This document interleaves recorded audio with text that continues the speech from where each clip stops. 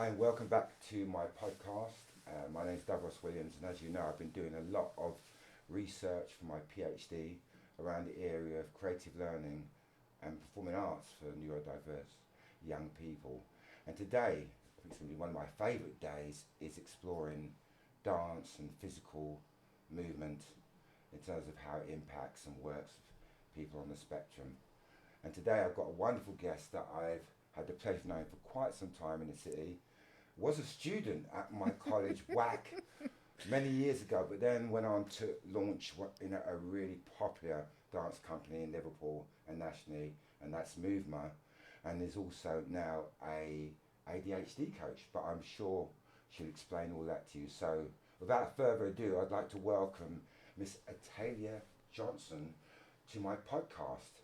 How you doing, Ithalia? I'm good. Nice to be here, Give me a touch. Dove. Give me a touch. Yes, brother. Yeah. So listen, we'll break this down into a variety of different elements. I'm going to be digging deep, especially into dance, especially from your perspective as well. So anyone watching on the social networks, can you just give us like a brief outline of your history? You said that you are also ADHD. You just break down the first few years of your life and experiences as a dancer. Okay, thanks, Dove. Yeah, I think my first engagement with dance I can really remember was with my dad. My dad's from St. Lucia. I know we have that connection too, being Yeah. St. Lucians. And it was part of the Merseyside Caribbean Carnival. And it was on a float, dancing with my dad and with the St. Lucian Association and other people that were part of that. We met at the Caribbean Centre, and just having that memory of being part of Caribbeanness, but also celebrated being part of Liverpool community. So that really is one of the big key memories for me. And also, when I was younger, I used to go to theatre school when I was young, like when I was 6 years old. It was only a short-lived experience because my dad used to take me when he became ill. But I remember I've got a picture up in my meditation room now with me at the bar doing ballet. I did ballet tap, acting, and yeah, I loved it. My mum always said I was meant for the stage, but that was like a short-lived journey into dance.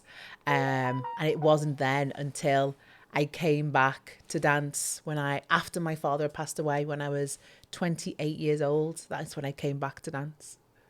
Oh, and can I say, how old were you when you first realised that you were interested in the dancing? And did you know at that time that you were? I know we just recently have the word neurodivergent, but did you think that there was, or did your parents say, "Oh, you're a bit odd," or did you just get on with life as? I think there's something about, and maybe because I was diagnosed when I was late, Yeah. and I think it was when I was in a work environment that had a lot of pressure, deadlines, and I had that role of being a co-director. So I think it was then that I realised these challenges are linked to something other than just being in the art world. Before that, I think the approach I had and have is I'm a very resilient individual and I also like to work hard. It's like an ethic of mine. I like to work hard, especially if it's something I love. So you can, that the hyper focus we know now that can be referred to as hyper focus. You love something, you can be up till 3 a.m., 4 a.m. doing this thing, and not realizing that it's actually, you can't switch the brain off, or the brain doesn't want to switch off because you're enjoying doing something. So I don't think it was until in my 40s that I realised, this is something other than just me being me. You never thought when you became a dancer there was any connection in terms of not wanting to be a doctor or something more academic, or you didn't think of that, didn't come into your head why the path was towards dance and creative stuff? Well, at the time, no. I think there's something about, learning more about how our brains work and how, my brain works. And even though, ADHD is something that a lot of people live with, but every ADHD brain is different. But I think there's what I experience is that mind and body disconnect. So sometimes, for example, In school, it was very much about, oh, you're good at business. Dance wasn't an option then. So it's like, you're good at business, you're good at maths, follow that route. So I just basically followed that route. I was the first member of my family to go to university. So there was that, as well as like, oh, you know, my family are proud of me. I'm just going to go to university. It was also a bit of an escapism, which, looking back, when you think of how that need to feel free and be able to do the things that you want to do, not be told what to do. That's another thing.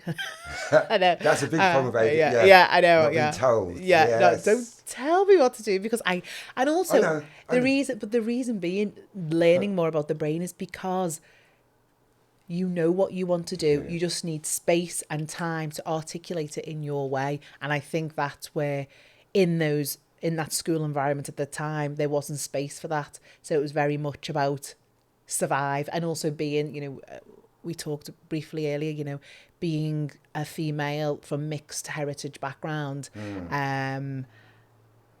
Unfortunately, my experience in school wasn't the most positive. In terms of, oh, you're really good at this, you're going to do that. It was more like, make sure you put down your ethnic group right, because that's what's going to get you a space at university, not your abilities. So again, reflecting when you go for your ADHD diagnosis test, you reflect on your experience in school and think, actually, there were indicators then, but the teachers put it down to, she talks too much, she's disruptive, send her out. But then, then this girl's getting 100% on probability test in maths. But there was no, oh, hold on, something's going on. She's bright. However, there's something that is making her be disruptive, or talk too much. What is that reason? I like the answers given there, and I just was gonna take a step back from what you said about doing maths and stuff and didactic ways of learning, because you've just mentioned that you could sit down and focus on mathematics, and I couldn't do that. Maybe it affects men differently to women. I've explored that, and it does. It manifests differently, as you know, ADHD in males to females, and women seem to suffer a lot more of anxiety and inward emotional things with ADHD, whereas men or boys seem to be a bit more kind of destructive and restless, etc. So I think that might be connected with the testosterone. I'm not sure, but I do know that the boys I've worked with who are being violent in school, but once sometimes you've given them something that is, like I used to use martial arts or dance or practical things, seem to really calm them down, or have some time out when they are losing it in a classroom, to take them out, take them into a space where they can have some steam, a punch bag, or a quiet space. I think those are elements that are really missing in the school environment for kids that are maybe having a meltdown during a classroom setting. I just need a bit of time out from the group. Yeah. And unfortunately, I think some schools are starting to implement that in. But I was just wondering, when you said that, because I'm not sure if your time management was an issue with you, because I know with ADHD, having a deadline, reaching deadlines, did that manifest with you at all with your ADHD, or was your concentration and focus, or you said you used to talk a lot, so did that happen a lot during class, or was that part of your... Yeah, I think looking back, if it was something I enjoyed, if it caught my attention, then I'd be focused on it. But if it was something that I didn't enjoy, or maybe I was challenged with, or maybe didn't quite understand or couldn't progress with, then I think that's where the distraction would happen. Who can I talk to? Who's willing to talk with me or play? And you always have a friend in class that wants to be a bit mischievous as well. So I think. But what was interesting, I remember going when I went to secondary school, and that's where I noticed the shift. Is I went into, you used to have the first set, second and third, and first being those that were perceived to be the most intelligent. At the front of the class. Yeah, or in set one, set one, and then set two would be mediocre, and then set three would be the ones that need extra support. So going into secondary school, I went to set two, but soon after I was moved to set one. So I know that the school, but then I know, thank you, but in terms of but it's the perception of you being more intelligent, but when you talk about the approach to how teachers perceive your ability. It's through one lens, and I think things have changed somewhat since I was in secondary school, which is good.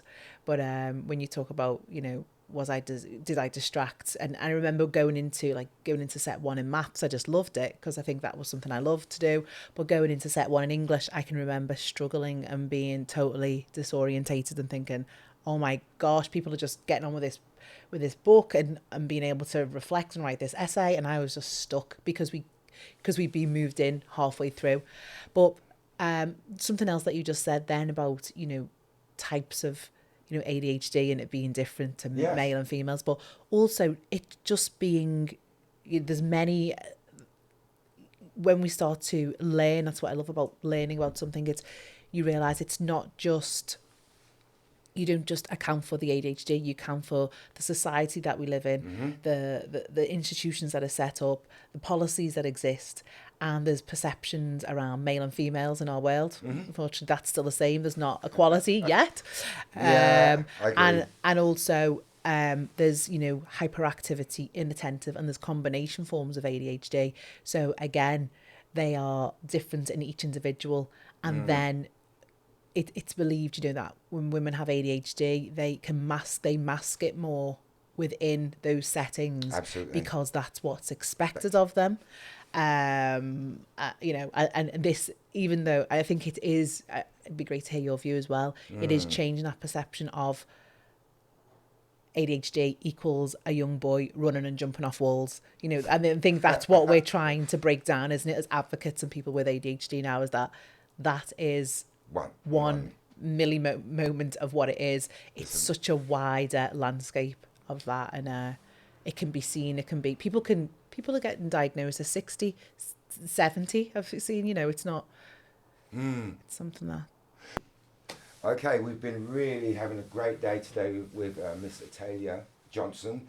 I'm going to have some questions now that I'm going to fire at Ithalia. I hope she can answer them all. Fire. I hope so.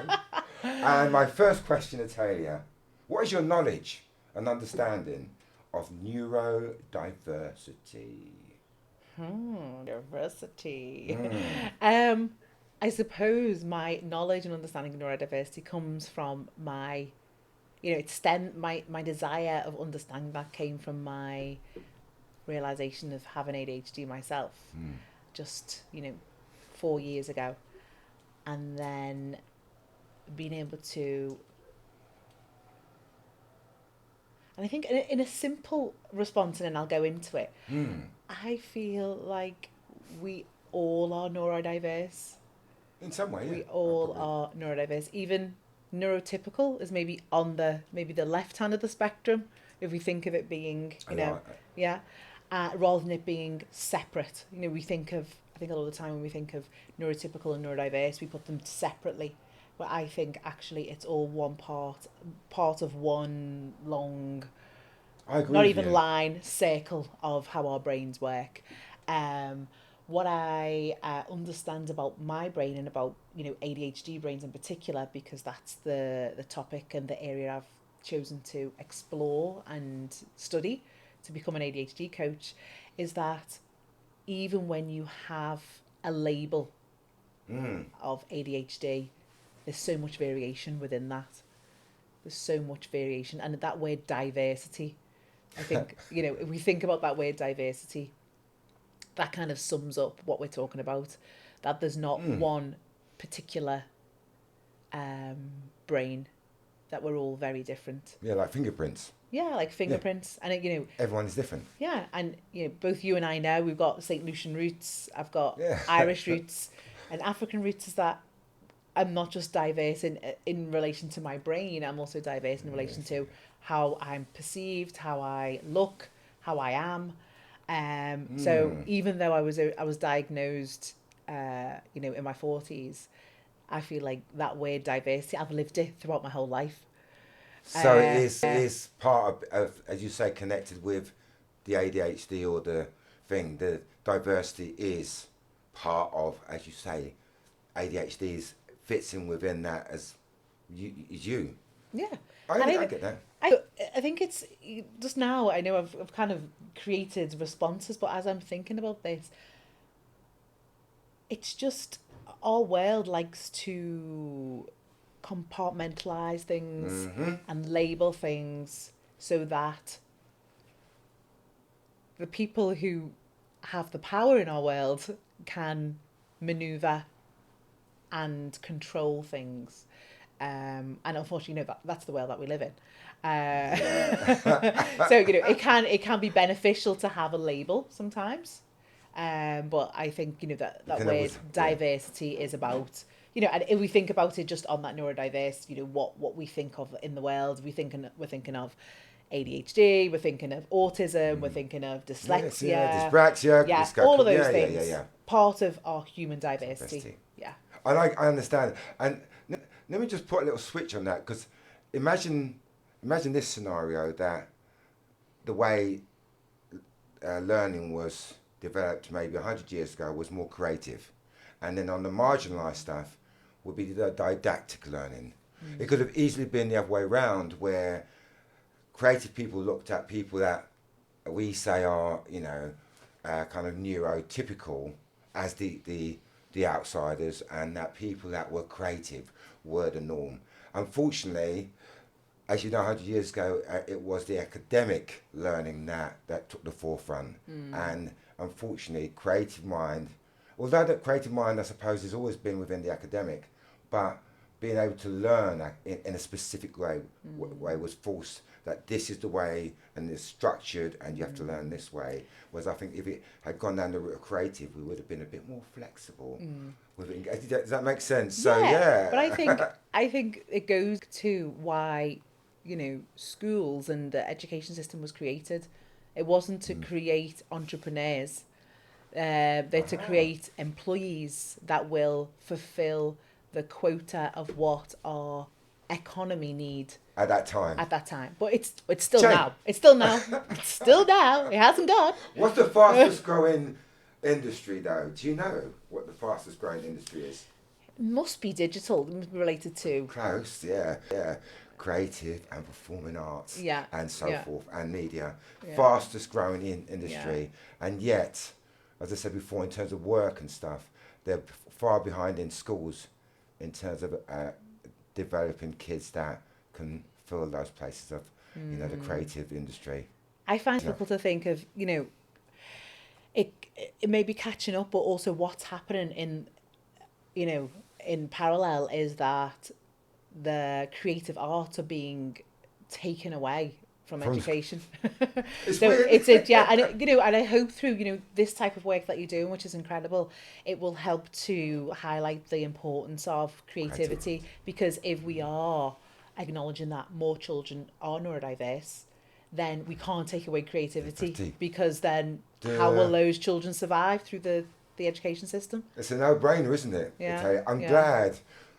We're digging deep today. I'm loving the conversation today. You're definitely got a creative mind, Ithalia. Yes. Can I get my next question up to you? Yes. Let's move on. So my second one is, tell me about your work and how it tackles and supports the development of neurodiversity in your Well, I think when I first embarked on being a creative was when, like I mentioned, I came back to it when I was 28. And I think it was just, for me, even before I knew I had ADHD, it was just a kind of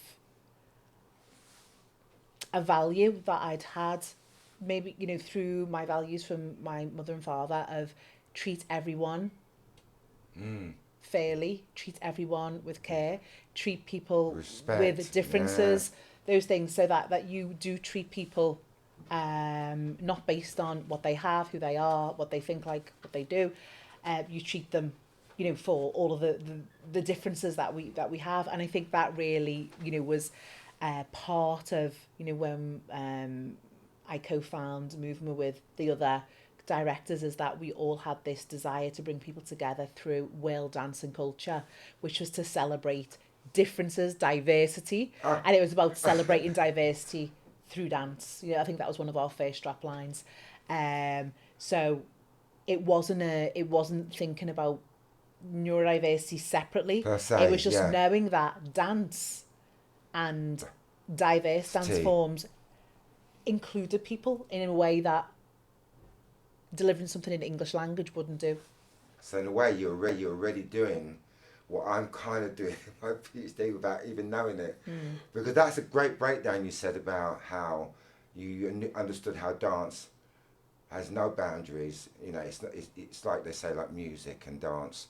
It's worldwide. You can express that in any language, and they'll probably understand what you're trying to say through music and dance. It's a wide used way of communication. So I'm glad that you've been driving that. Was that the end of the question, Ithalia? Did we have anything else to add? That's to fine. that? We can move on if you want. Yeah, I think. Yeah, I suppose into that you know, like you just mentioned, it was happening automatically, like you say, in terms of being able to include people. But our driver at that time was about being able to break down the inequalities that existed for people who were not maybe, you know, dancing Eurocentric dance forms, or who didn't speak English and then just arrived in the country and needed a way to feel seen and part of the community.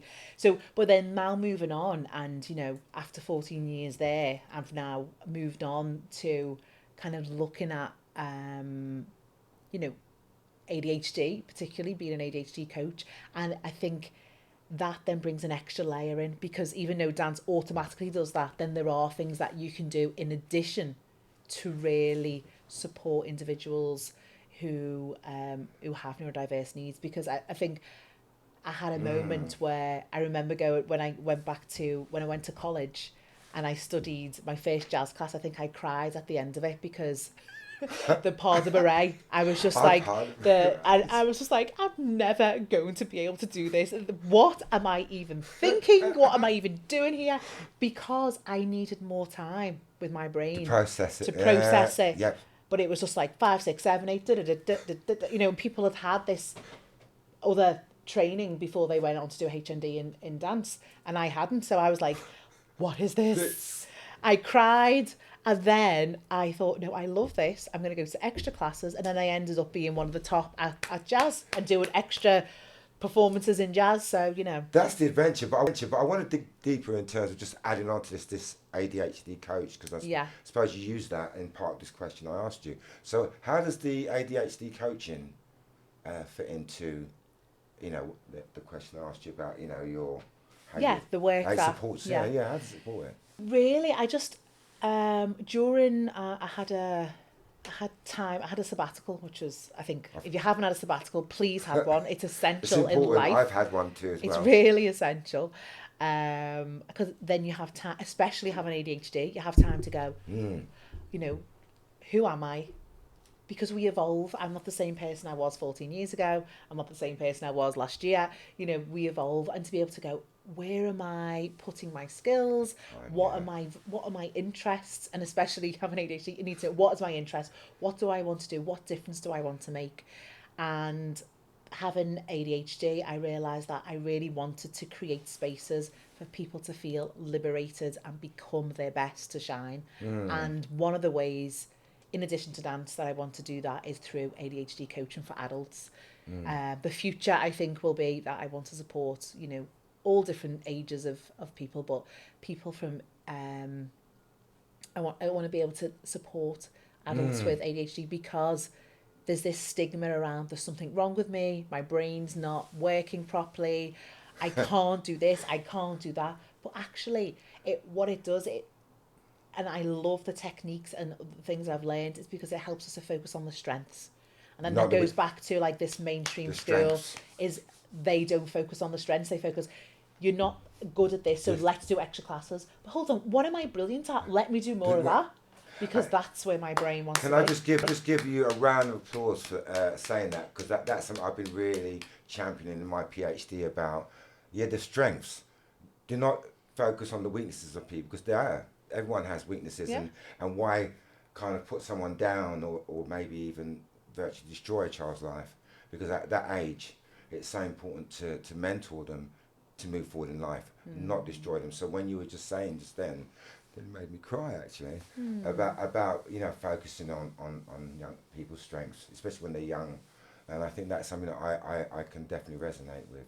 It's a great answer, I must say, probably one of the best we've had on the show. Oh, what are you after? You're after something. You're after something. Dancers are the greatest, I would say. After my We all own have heart. strengths. We all have strengths. Right. I went number 4. Yeah. What are your thoughts of creative learning and didactic learning? You love this one, don't you? I can tell. Because I forget when I really started my PhD, and I was talking to my supervisor, Mr. Stephen Davis Moon, and we were talking about. I was trying to explain academic learning and create, and he said, no, academic. You got to understand. We all kind of can still learn academically, but I think what you're trying to pinpoint is didactic. And I went, what's didactic, Mr. Stephen Davis Moon? And I went away and I did a lot of deep research, and then I got it, and I thought, that's what I was trying to explain, is that I couldn't learn didactically. So now you've been given the word and passing the baton onto you in terms of didactic and how you feel that works or versus creative ways of learning. Yeah. I think my first response to that is, creative ways of learning provide flexibility and a personalised, tailored way for you to approach what works for you. Yeah, whether that's, and that's what I've loved. And I think during that sabbatical time, I realised that I'm going to do me. And I had my mantra, and I still have it now. I'm going to walk the walk, and I'm going to talk the talk. And in order to do that, I need to take time. So if my morning looks like lying on a yoga mat for an hour, then that's what it looks like. Okay. If I can only have one meeting per day, that's what it looks like. If I can only have one meeting a week, that's what it needs to look like, because I need to respond to what my brain needs. Because if I do that, it will soar. It will be enjoying learning. It will enjoy the process.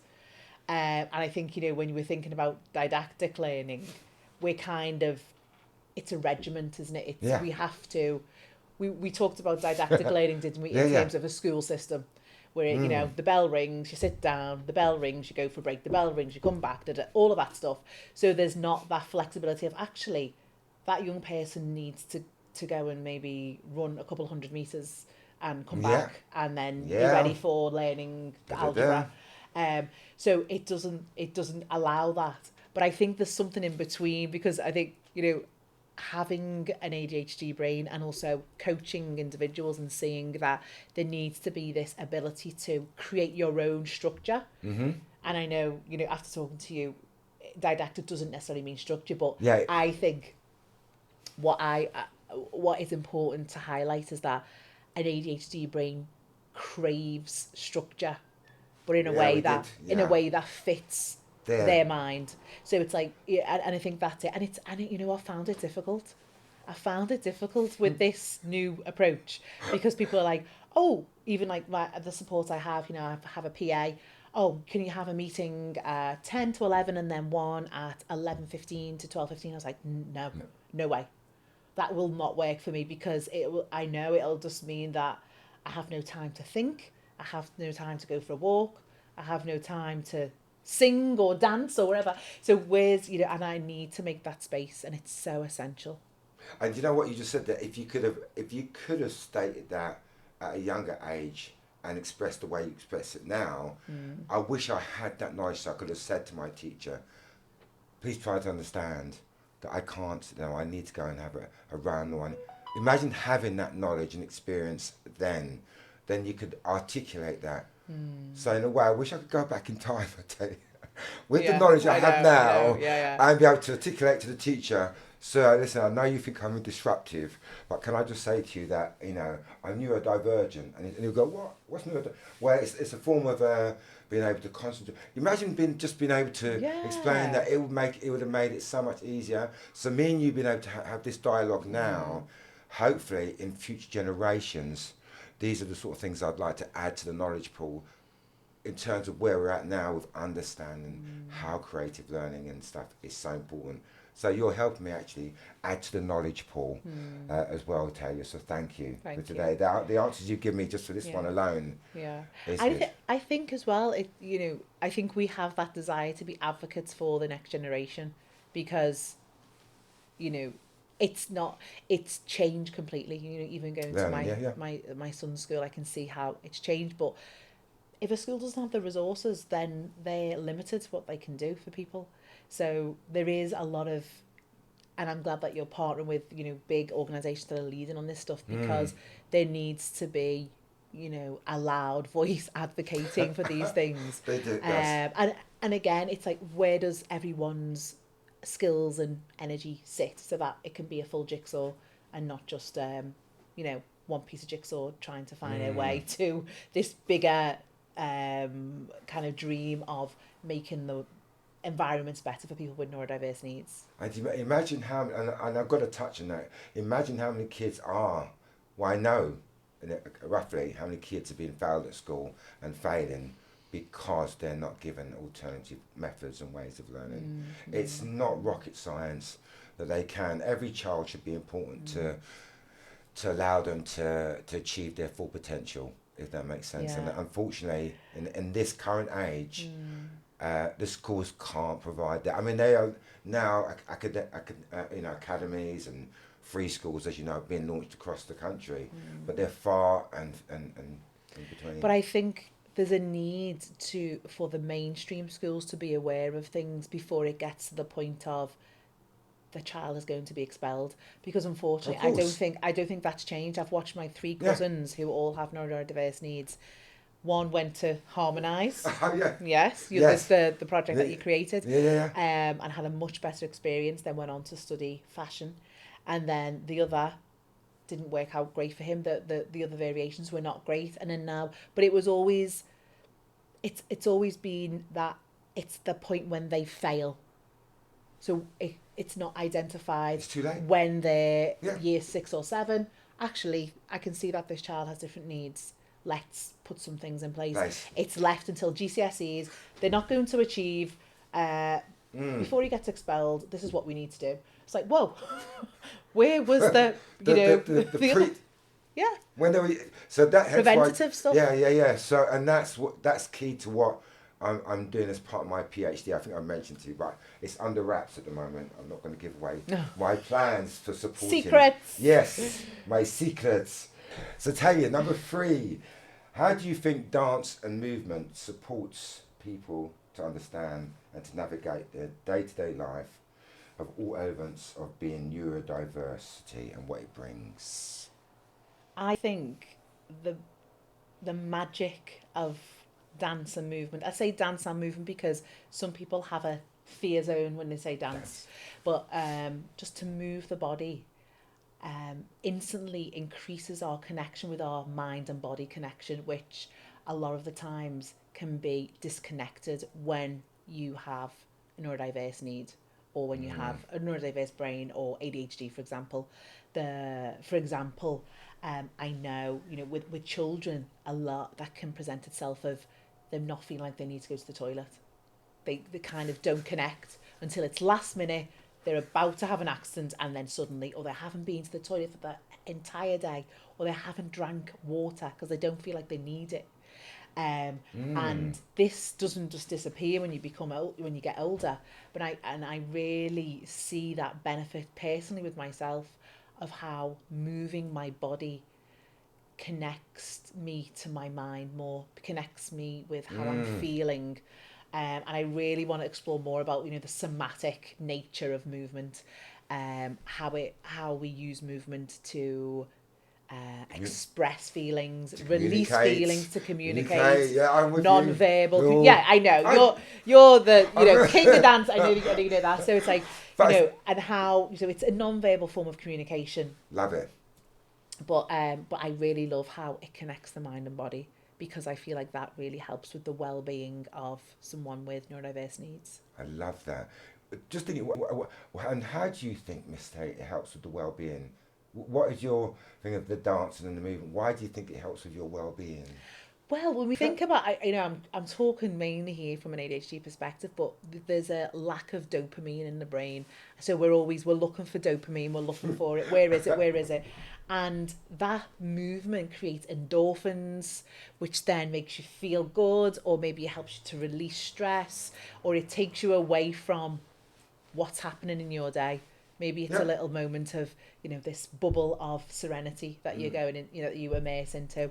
And, that is, part of it. And on my training with David, one of the key teachers from ADCA, he's incredible. ADCA, yeah, the Academy for Training in ADHD. Okay. So that's who I've been training with, who I've graduated from. You definitely have to link me up with ADCA. Yes, I will. Without doubt. Definitely. So yeah. So you're going to break down a bit more about the ADHD.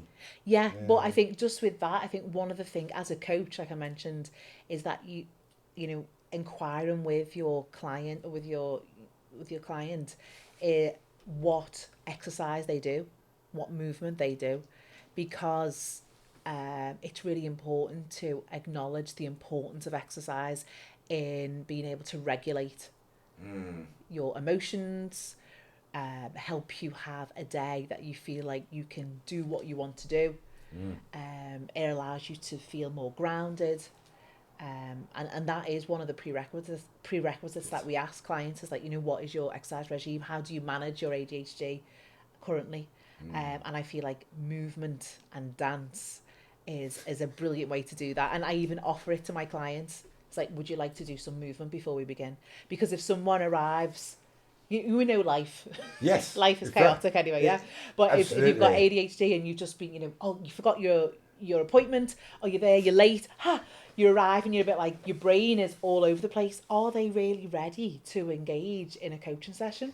So that's why the offer of, would you like to do some movement? It could be all breathing, or some stretches, just to take them away from all of the things that they've been doing, and then bring them back to the present moment to kind of go forward.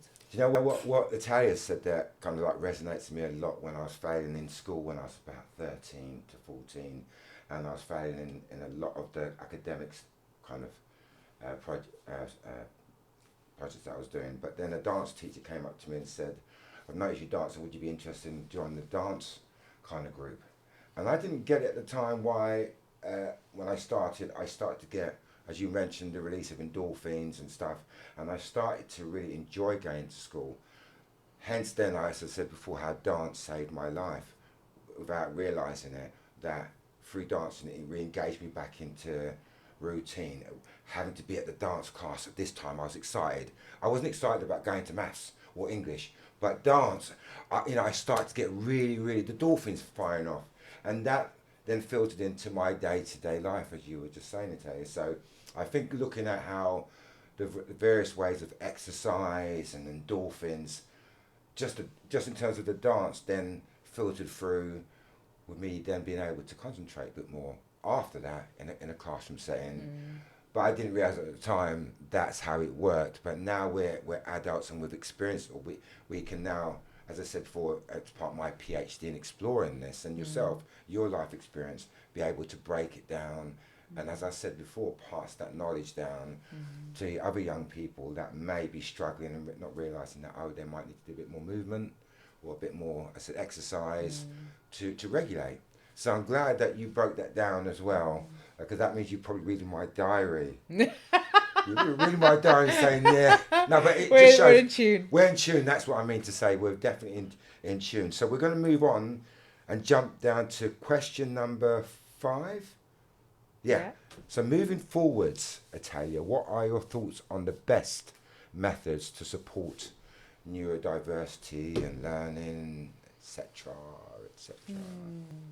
I really am supportive say it again. I am really passionate about an individual being able to articulate their needs. And so whatever way we can navigate to that is, I think, the best method to support neurodiverse needs. So, which is challenging because that means a lot of resources need to be there, or it's more about the approach from whoever is speaking to that individual, because if they can understand their mind and the needs and their strengths, then they can help to create the methods that work best for them. Now, everyone's different. I mean, and every neurodiversity appears differently, but I'm speaking in particular with ADHD because that's my life experience and that's what I've studied.